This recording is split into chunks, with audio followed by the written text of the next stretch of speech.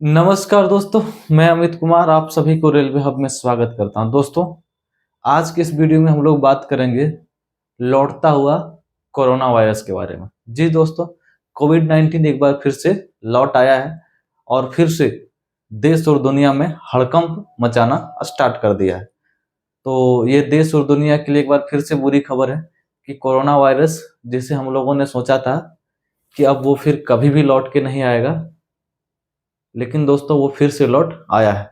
यदि हम लोग उस समय के WHO के बयान पर थोड़ा सा ध्यान दें, तो WHO ने पहले ही इसके बारे में कह दिया था कि कोरोना वायरस एक ऐसा वायरस है जो कभी भी पूरी तरह से खत्म नहीं किया जा सकता है।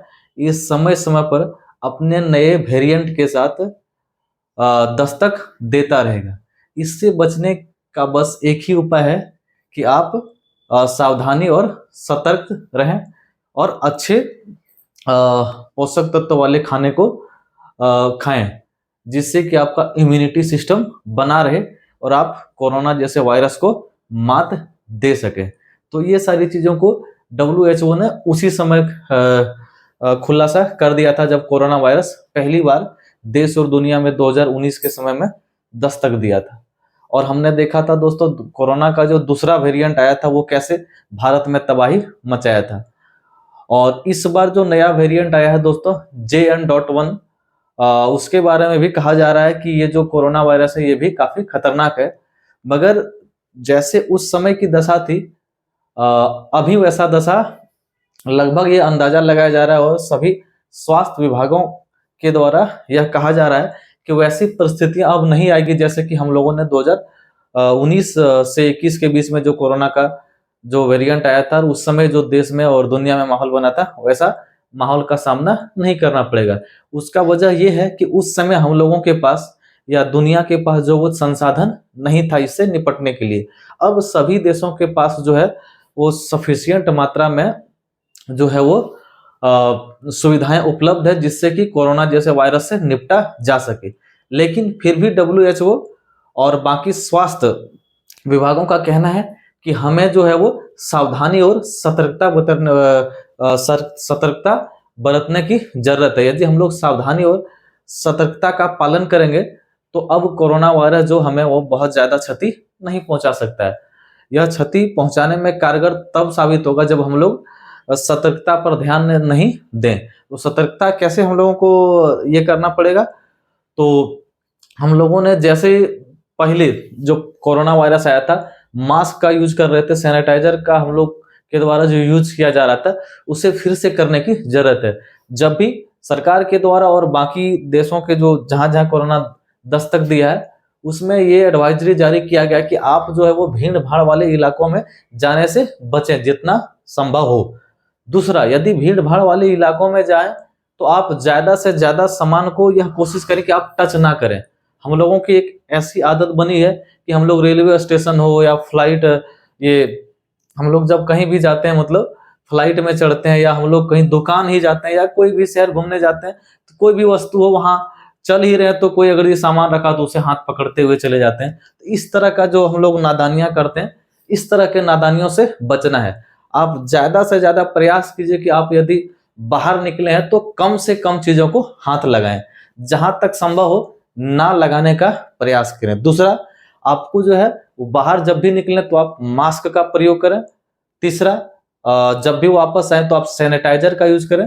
तो इस तरह के छोटे छोटे जो सतर्कता है उसे सतर्कता को पालन करके हम लोग इन सारी चीजों से, कोरोना वायरस जैसे जो नया वेरिएंट आया है JN.1, उससे हम लोग बच सकते हैं।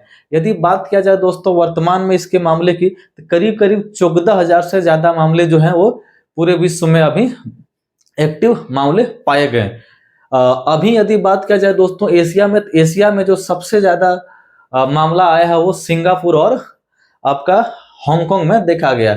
और हांगकांग में ये भी कहा गया कि करीब करीब जो वो 31 लोगों की मौत भी इससे हो सकी है। यदि हम लोग भारत के बारे में बात करें दोस्तों, तो भारत में भी करीब करीब 257 एक्टिव मामले इसमें पाए गए हैं, जिसमें से 2 की मौत हुई है।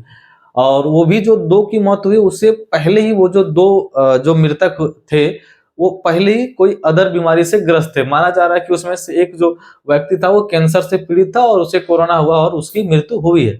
अर्थात ये कहा जा रहा है दोस्तों कि जिसने भी सतर्कता को पालन किया और जिस खान पान में जो अच्छा ध्यान दे रहा है, तो उसे बहुत ज्यादा इससे क्षति नहीं होने वाला है। और ये भी कहा जा रहा है कि ये जो वेरिएंट आया है, ये जिस भी व्यक्ति को हो रहा है वो 5-6-7 दिन में जो है वो आराम से इससे क्या बोल रहे छुटकारा पा ले रहा है, उसको बहुत ज्यादा परेशानी की सामना नहीं करना पड़ रहा है। इसका वजह ये माना जा रहा है कि सभी लोगों ने ऑलरेडी जो है वो कोरोना के वैक्सीन ले लिए हैं। और दूसरा कारण ये माना जा रहा है कि कोरोना वैक्सीन लेने के कारण भी कुछ लोगों में जो कोरोना वायरस फैल जा रहा है, उसका कारण ये कहा जा रहा है कि दोस्तों जो बाद में बूस्टर डोज आया था वो सभी लोगों ने नहीं लगाया था।